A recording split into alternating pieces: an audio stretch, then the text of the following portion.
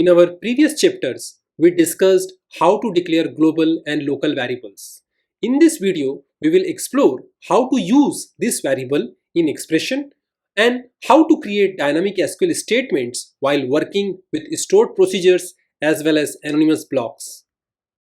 Earlier chapters of this playlist had already discussed the importance of Snowflake scripting for stored procedures, its common usage, best practices, block structure definition, global and local variable declaration.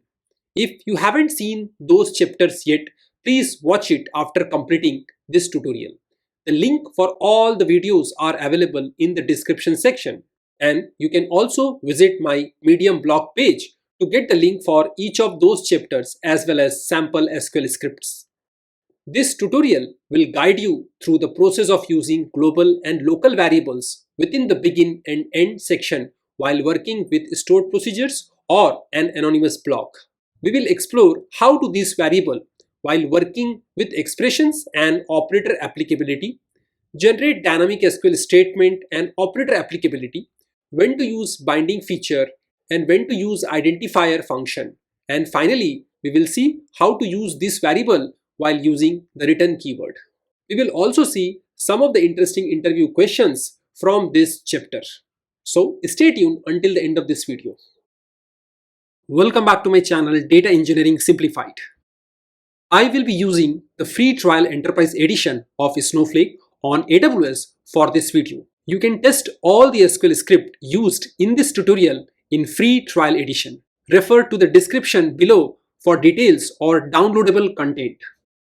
For optimal video clarity, ensure that you are watching this video in its highest resolution, which is 4K. If you wish, you can also speed up playback rate to 1.25x or 1.5x to learn faster.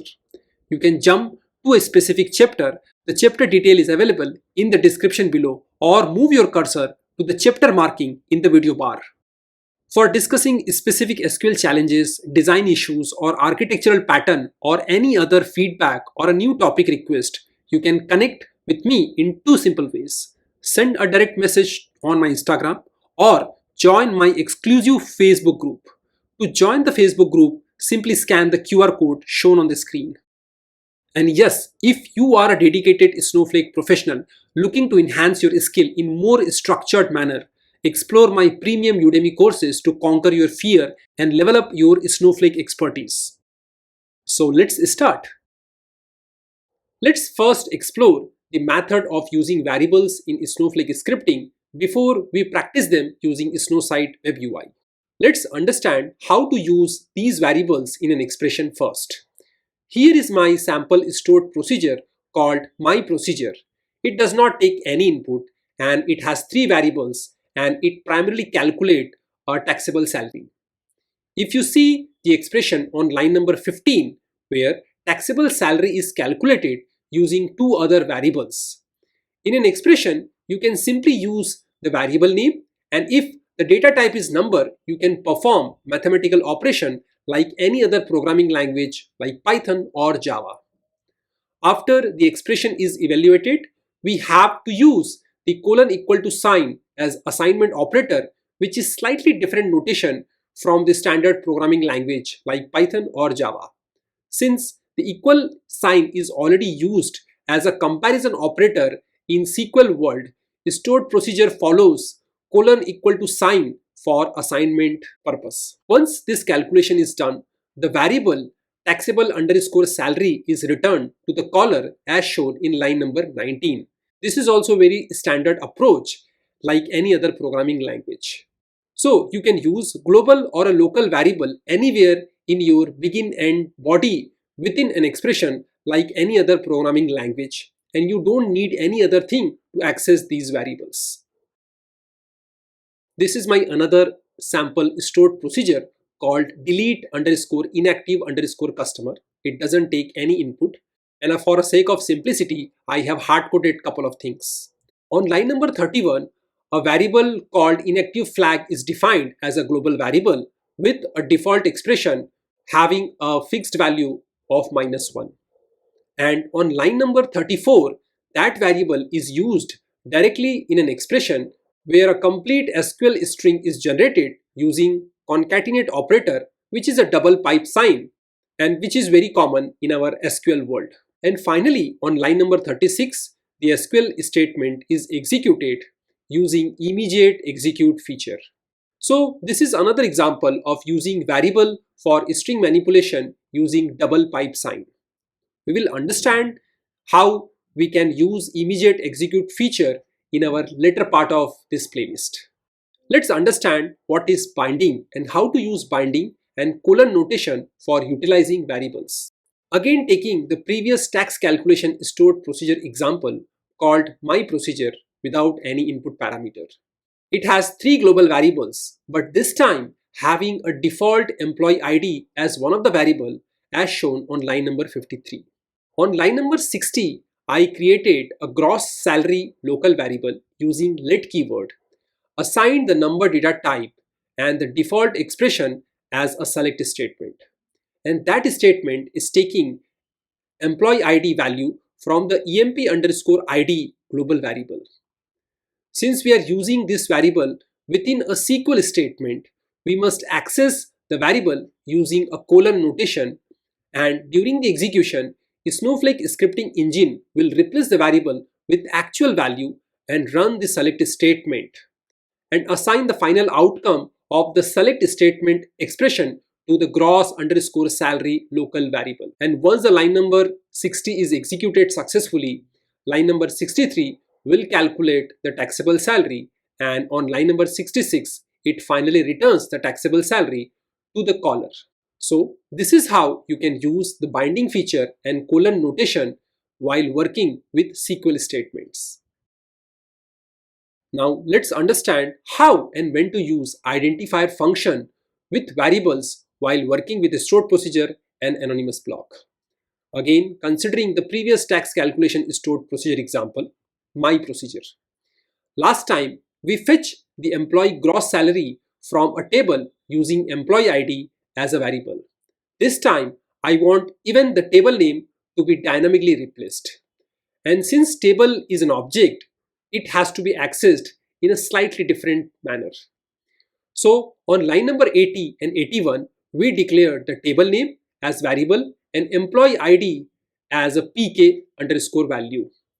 And on line number 88, we have the local variable that is getting the data from the select query. So since our table name itself is a variable, we need to use the identifier function for this table object along with a colon notation. If you just use colon notation, it would not work, and we will see them while practicing in our Snowsight worksheet. And for the ID column, we just need to use the colon notation. And this way, we can build the dynamic select statement to fetch the gross salary for the employee table object. So I assume there are many scenarios where you have to dynamically get the name of the object and use that object to build a dynamic expression. And if that is your requirement, identifier function comes handy. So I assume you got enough clarity how to use variable while working with Snowflake scripting, specifically while using them in an expression as well as while using them in a SQL statement. So let's jump to our Snowsight WebUI and see all of them in action. And please remember to hit the like button if you have been benefiting from my content and it is contributing value to your Snowflake learning journey.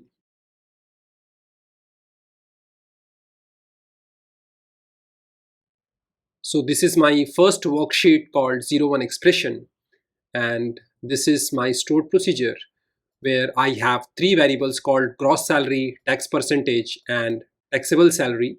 And if you look into the line number 16, I am using gross salary and tax percentage to calculate my taxable salary, and you don't need any specific notation to access this variable. However, when you're assigning the result of this expression, then you have to use colon equal to sign. So whenever you have to assign a value to a variable, whether it is a fixed value or it is coming from an expression, you always have to use colon equal to sign. Let me create this stored procedure. Now let me run show command. So this is my procedure which belongs to schema demo and not building. And if I execute describe stored procedure, So this is the procedure property, and in the body I can see the entire executable content, which is nothing equal to my anonymous block. So let's call this stored procedure and let's see what result does it bring. So this 120k will be multiplied by 0.33 and that will be your as a taxable salary. So here I got the result, which is a fixed number. So it is 39.6k. So this body is nothing but an anonymous block, and I can also execute it without wrapping it inside a stored procedures. So let me copy paste this entire block, run it as anonymous block. So when I run this entire piece of code, it executes successfully, and here the title says it is anonymous block. Looks good. Both these variables are of number data type. I can run any kind of operation. So instead of multiplication, if I do plus operator, let's see what happens. So this is adding the value. If I say divide, let's see what happens. So this is how it looks like. And if I say mod operation, if you have to test a stored procedure, you can also convert the body of the stored procedure as anonymous block.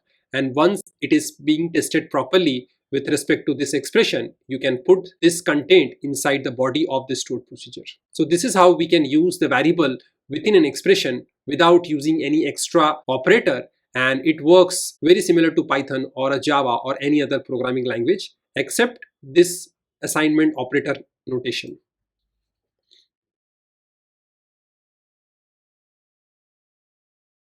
So we have seen how the number data type works. Now we will see how the text data type work. And this is my another worksheet string expression. So first I'm going to create a table called customer table, and I will insert 5 record. Let me quickly create this temporary customer table.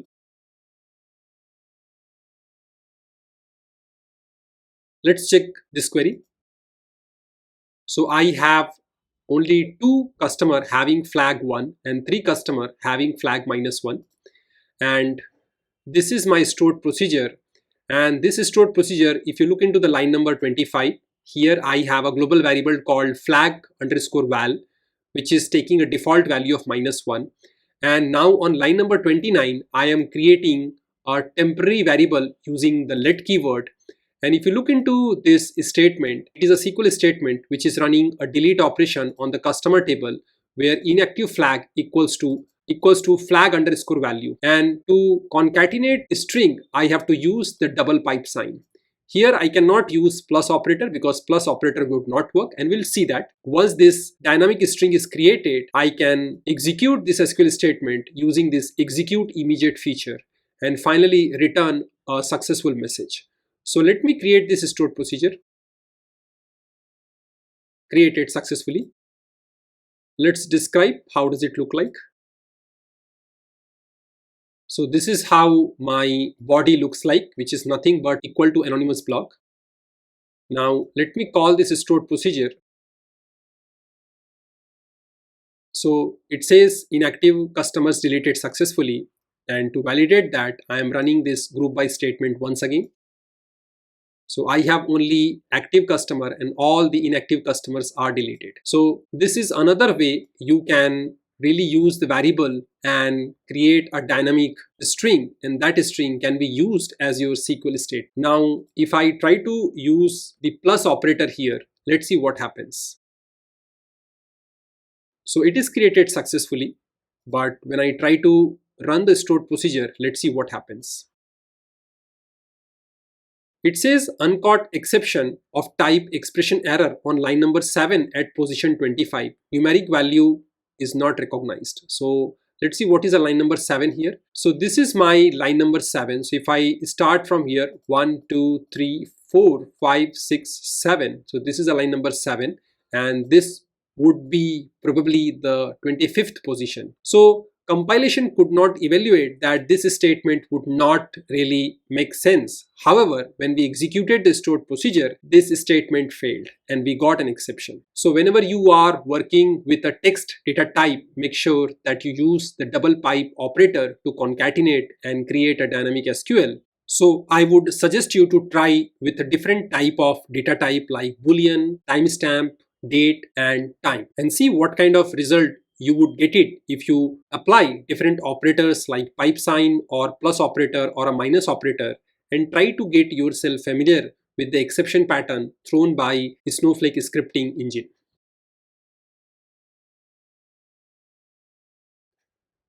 This is my new worksheet where we would understand how the colon notation work. And before I really try the colon notation, I will create a table called employee table. It has only two columns, ID and gross salary. So I'm going to insert three employee details. Let's check how this dataset looks like. So I have this three entry available. So this is my stored procedure called my procedure. I have three variables within the declare section: employee ID, tax percentage, and taxable salary. For employee ID, I have taken a default value of 1000 and tax percentage is 0.33. Now this is my begin and end block. If you look into the line number 28, using this employee ID as a variable to create a dynamic SQL, and once this SQL is executed, the result of this SQL will be assigned to gross salary. And if you do not understand how this expression works, I would suggest you to go and watch my earlier chapters. The link is given in the information card. So since this is an SQL statement, I cannot use the variable directly. And to tell Snowflake scripting engine that this is a variable, I have to use the colon notation to classify this text as a variable. And when Snowflake scripting engine will execute this statement, it will replace the value of emp underscore id with this value. The rest of the statements are doing exactly the same calculation what we have seen earlier. Let me create this procedure. It is created. Now let's describe and see how does it look like. So no change. This statement is looking the way we have created it. Now let me call this procedure. So I got the result. Now let's try to run this as an anonymous block. So here is my anonymous block and I got the same result. If you look into the value for employee 1000, it's a 150k, and 0.33% of 150k is 49.5k, which is one third of the total value. Looks good. So this is how you can use the colon notation to use a variable. Now what if I try to change this? Let's see what happens. So here it says on line number 10, position 42, SQL compilation error, line 1 at position 67, line 43. It is primarily complaining that something wrong here. Again, if your stored procedure is pretty big and you have a lot of variable, it is little difficult to understand which part is going wrong. So make sure that you understand the grammar of Snowflake scripting before you start writing a stored procedure, and get yourself familiar with a smaller stored procedure before you write a very complex stored procedure. So next we will see how to use identifier function along with colon notation. So this is my new worksheet 04 identifier function, and this is my stored procedure. If you look into the line number 21, I have a variable called table name of type text, and the default value is employee underscore table. On line number 22, I have another value called pk underscore val, and it is having a default value of 1000, which is nothing but employee ID. When I go to the line number 29, here again I have the same select statement. However, if you look into this part of this select statement, I am using colon table name, which will replace with employee table. But since this is a text type, I need the function identifier to convert the text into actual object, which is a table object, and my pk value is still using the colon notation as we have seen in the previous section. Now this is the only change I have done it in this SQL statement, and let me execute this. So I need to use the database. So it is created successfully. Let me describe it to see the Snowflake has kept the same content or something else. If I look into the body properties, no change. It has my identifier function, colon, table name, and colon pk value. Looks good. Now let's execute the procedure. So I got exactly the same result. Looks good. And if I go and try to check my query profile, the query profile has no specific information. But when I go to query activity, if you look in this, it says call procedure. Looks good. So if you look into this entry where the select statement is executed as a separate query, and again, if you do not understand how does it work, I would request you to go and watch my chapter 3 and chapter 4. And here it clearly says select gross salary from identifier employee table where the value has been replaced. And here ID equals to colon PK, and it is being typecasted into the number as final result, again typecasted to the number. This is how that select statement is translated. Now a very interesting question, that why the variable has not replaced the PK underscore value to the actual value. So this is how the binding is being used. If I go to the previous SQL statement where we did not use the identifier keyword, so here it is actually my this select statement. The variable is not replaced with the actual value because we are having the binding operation. So when you are debugging a complex stored procedure, maybe you can take the help of query activities. Now let's see what if I do not use this function identifier and simply have this table name with colon notation, what kind of exception it will throw. So let's execute this anonymous block without making any changes. So I got this anonymous block successfully executed.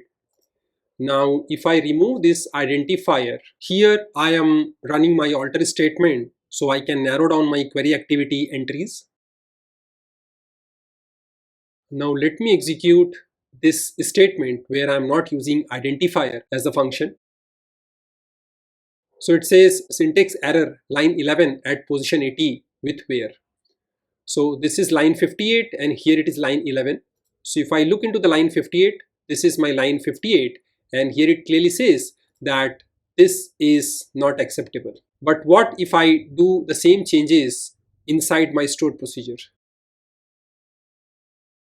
Let me recreate this. So here also it is able to identify that this is not acceptable. So sometime the Snowflake scripting stored procedure able to identify the error during the compilation, and sometime same issue is identified during the execution, and it is little unexpected that which statement will be caught during compilation and which statement will be caught during execution. So if I just put the identifier back and let me execute this. So I got the result. So let me copy this tag and go back to the query activity. So I can see all the query execution which is part of my query tag, and this way I can understand the stored procedure execution behavior in more efficient way. So this is how we can use the variables while using them in expression, while performing concatenate operation for a text data type, while running an SQL statement, we have to use the colon notation. And if we have to use the variable name for an object, we have to use binding followed by identifier. An important point to remember, how would you know when to use a colon notation and when to use the variables without any notation? So whenever you are using a plain Snowflake scripting grammar, you don't need to use any colon notation as shown in this example.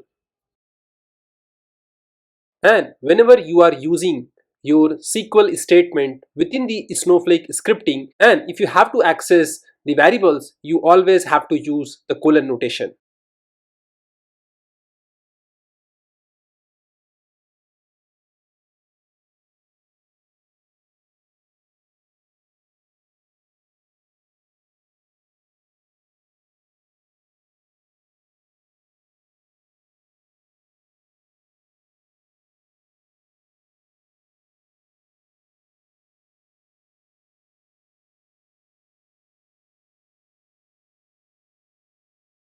So we have understood how to use variable and seen all of them in action while working with a stored procedure as well as anonymous block.